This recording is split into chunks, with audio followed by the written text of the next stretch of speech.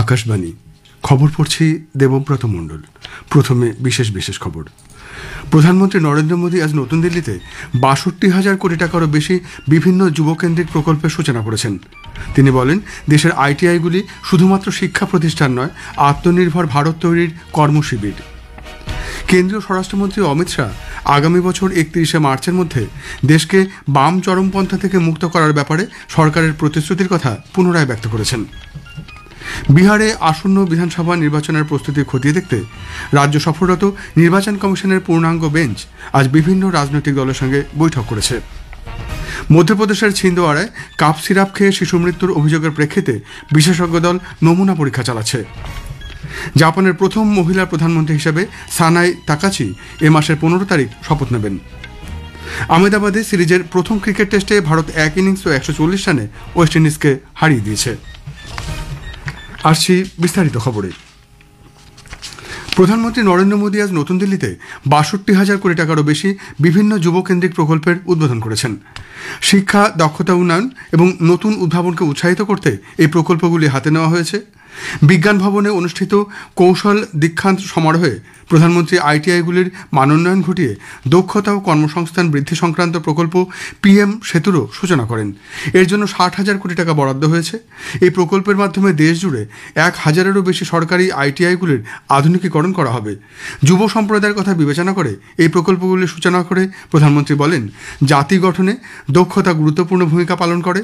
তার সরকার দক্ষতা ও উদ্ভাবনের উপর গুরুত্ব দিয়ে ভবিষ্যতে যাতে যুব সম্প্রদায় নেতৃত্ব দিতে পারে সেই লক্ষ্যে এই প্রকল্পগুলি হাতে নেওয়া হয়েছে। ভারত দক্ষতা এবং জ্ঞানের পীঠস্থান, আর এই দুটি বিষয়ই হল ভারতের প্রধান শক্তি। আইটিআইগুলি শুধু শিল্প শিক্ষার শীর্ষস্থানীয় প্রতিষ্ঠানই নয়, এগুলি আত্মনির্ভর ভারতেরও কর্মশালা। हमारी आईटीआईज इंडस्ट्रियल एजुकेशन के बेहतरीन संस्थान तो है ही, ये आत्मनिर्भर भारत की वर्कशॉप है। साल 2014 तक हमारे देश में 10,000 आईटीआई बनी थी, लेकिन बीते एक दशक में करीब 5,000 नई आईटीआई देश में बनाई गई है। প্রধানমন্ত্রী ৩৪টি রাজ্য ও কেন্দ্রশাসিত অঞ্চলের ৪০০টি নবোদয় এবং ২০০টি একলব্য মডেল আবাসিক বিদ্যালয়, ১২০০টি বৃত্তিগত প্রশিক্ষণ ল্যাবেরও উদ্বোধন করেন। প্রধানমন্ত্রী বিহারের জন্য মুখ্যমন্ত্রী নিশ্চয় স্বয়ং সাহায্য ভাতা যোজনারও সূচনা করেছেন। এর আওতায় প্রতি বছর প্রায় ৫ লক্ষ স্নাতকোত্তীর্ণ ছাত্রছাত্রী ২ বছরের জন্য প্রতি মাসে ১,০০০ টাকা করে ভাতা পাবেন।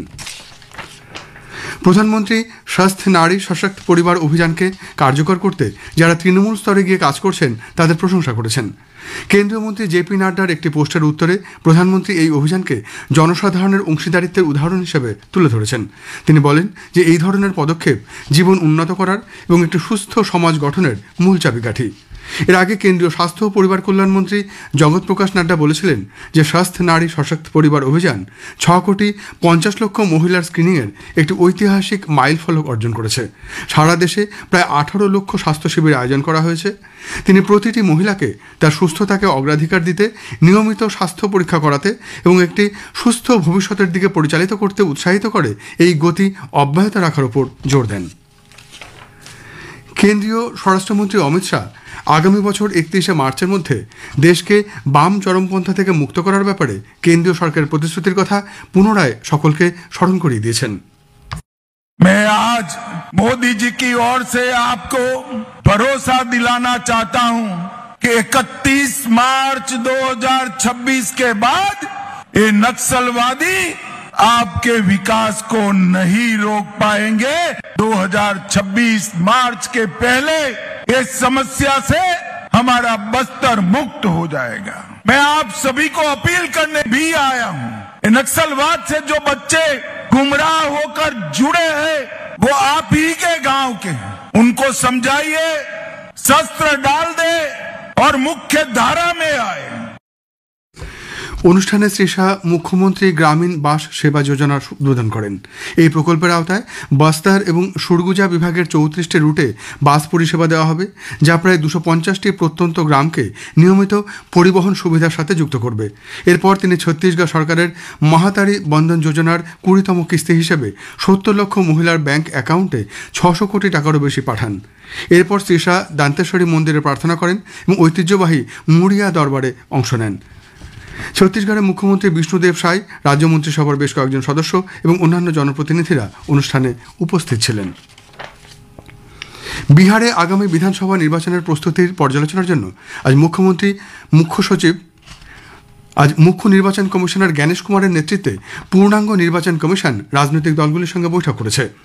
বিজেপি, জেডিইউ, আরজেডি, বাম এবং আরও 8টি রাজনৈতিক দলের প্রতিনিধিরা অবাধ, সুষ্ঠু এবং শান্তিপূর্ণ নির্বাচনের জন্য তাদের মতামত এবং পরামর্শ জানিয়েছেন। বৈঠকের পর বিজেপির বিহার রাজ্য সভাপতি দিলীপ জয়সওয়াল জানান, আগামী মাসের 3-4 তারিখের পরে নির্বাচন আয়োজনের দাবি জানিয়েছেন তারা। এরপর কমিশন প্রশাসনিক ও পুলিশ আধিকারিকদের সঙ্গে বৈঠকে মিলিত হবেন। ওই বৈঠকে রাজ্যের আইন শৃঙ্খলা পরিস্থিতি ও ভোটের প্রস্তুতি খতিয়ে দেখা হবে। সমস্ত বিভাগীয় কমিশনার, পুলিশের আইজি, ডিআইজি, জেলা শাসক তথা জেলা নির্বাচনী আধিকারিক এবং পদস্থ জেলা পুলিশ কর্তাদের সঙ্গেও কমিশন বৈঠক করবে। জম্মু ও কাশ্মীরের খারাপ আবহাওয়ার কারণে শ্রীমাতা বৈষ্ণোদেবী যাত্রা 7 তারিখ পর্যন্ত বন্ধ থাকবে। তীর্থযাত্রীদের নিরাপত্তার বিষয়টি বিবেচনা করে এই সিদ্ধান্ত নেওয়া হয়েছে। ভক্তদের শ্রীমাতা বৈষ্ণোদেবী শ্রাইন বোর্ডের ওয়েবসাইট এবং অন্যান্য অনুমোদিত যোগাযোগ মাধ্যমে আপডেটগুলি শুধু দেখার পরামর্শ দেওয়া হয়েছে। খবর শুনছেন আকাশবাণী থেকে। মধ্যপ্রদেশের ছিন্দওয়াড়ায় কাপ সিরাপ খেয়ে শিশু মৃত্যুর অভিযোগের প্রেক্ষিতে বিশেষজ্ঞ দল নমুনা পরীক্ষা চালাচ্ছে।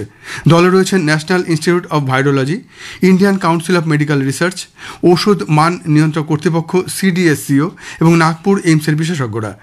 সিডিএসসিও জানিয়েছে 6টি নমুনায় কিডনির পক্ষে বিপজ্জনক ডাই ইথিলিন গ্লাইকল এবং ইথিলিন গ্লাইকলের উপস্থিতি মেলেনি। মধ্যপ্রদেশের খাদ্য এবং ওষুধ নিয়ন্ত্রণ কর্তৃপক্ষ জানিয়েছে তাদের সংগ্রহ করা 13টি নমুনার মধ্যে 3টিতে কোনো বিষাক্ত পদার্থ পাওয়া যায়নি। যদিও তামিলনাড়ু প্রশাসন cold drip cup সিরাপের নমুনায় die ethylene গ্লাইকলের উপস্থিতি পেয়েছে। কেন্দ্রীয় স্বাস্থ্যমন্ত্রক জানিয়েছে 6টি রাজ্যের বিভিন্ন ওষুধ তৈরির কারখানা গতকাল তদন্তকারী আধিকারিকরা পরিদর্শন করেছেন। আগেই জানানো হয়েছে কেন্দ্রীয় স্বাস্থ্যমন্ত্রক 2 বছরের নিচে শিশুদের কাপ সিরাপ না দেওয়ার জন্য চিকিৎসকদের পরামর্শ দিয়েছে। মাইথন ও পাঞ্চেত বাঁধ থেকে রাজ্যকে না জানিয়ে ডিভিসি জল ছাড়া নিয়ে পশ্চিমবঙ্গের মুখ্যমন্ত্রী মমতা ব্যানার্জি যে অভিযোগ করেছেন, কেন্দ্রীয় সরকার তা খারিজ করে দিয়েছে। কেন্দ্রীয় জলশক্তি মন্ত্রী CR পাতিল বলেছেন, বিজ্ঞানসম্মত উপায়ে অত্যন্ত সুষ্ঠুভাবে এই জল ছাড়ার প্রক্রিয়া সম্পন্ন হয়ে থাকে। মাইথন ও পাঞ্চেত থেকে না জানিয়ে 1.5 লক্ষ কিউসেক জল ছাড়ার যে তথ্য পশ্চিমবঙ্গের মুখ্যমন্ত্রী মমতা ব্যানার্জি দিয়েছেন তা বাস্তবে সত্য নয়। ডিভিআরআরসি জল ছাড়ার আগে সেচ ও জলপথ নির্দেশালয় এবং পশ্চিমবঙ্গ সরকারের মতামত চেয়ে পাঠিয়েছিল, কিন্তু তাদের তরফ থেকে কোনো উত্তর মেলেনি।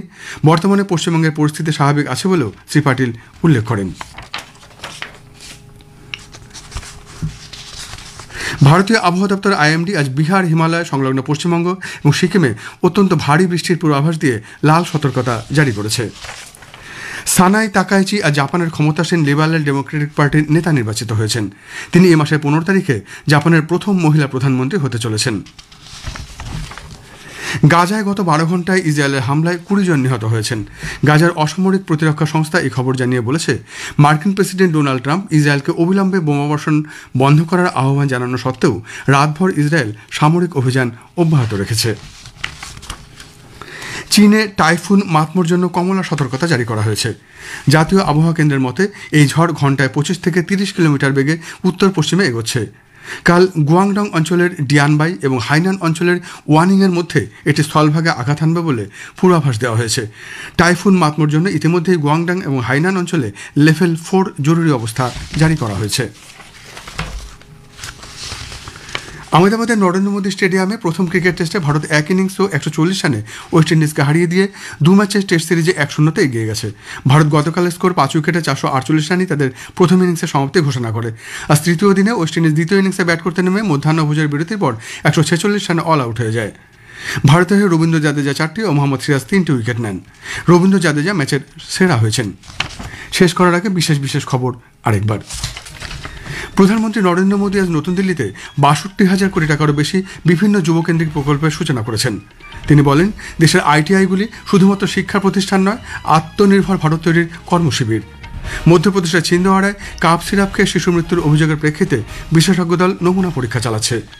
খবর এখনকার মতো এই পর্যন্ত। এর পরের খবর ৭টা বেজে ৫০ মিনিটে।